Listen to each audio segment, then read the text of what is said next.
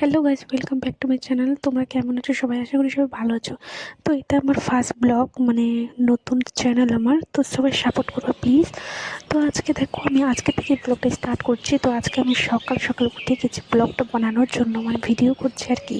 তো এখানে সকালবেলায় মানে এত কুয়াশা, মানে কি আর করব, মানে ওঠার ইচ্ছা ছিল না, তো উঠছি। তো সকাল উঠে আমি এখানে ব্রাশ করে নিচ্ছি। ব্রাশ করে একটু মুখটা ধুয়ে নিলাম, আর মুখটা তো ধোয়ার পালা, তারপর তো আমি চা খাবো। আর অবশ্যই আমি লাল চাই খাই।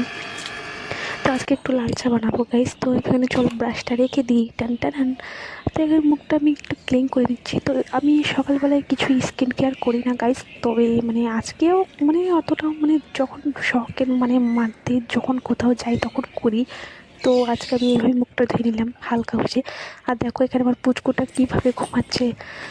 আর আমি এখানে চলে যাচ্ছি রান্নাঘরে দেখি কী খাওয়ার আছে।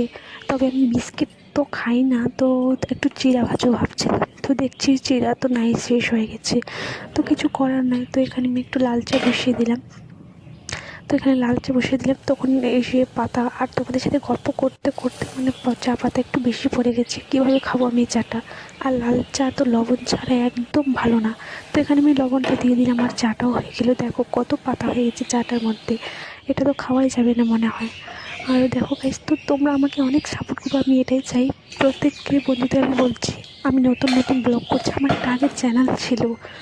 তো তোমাদের সাথে এইটা আমি পরে শেয়ার করে দিব, তো কীভাবে চ্যানেলটা ছিল।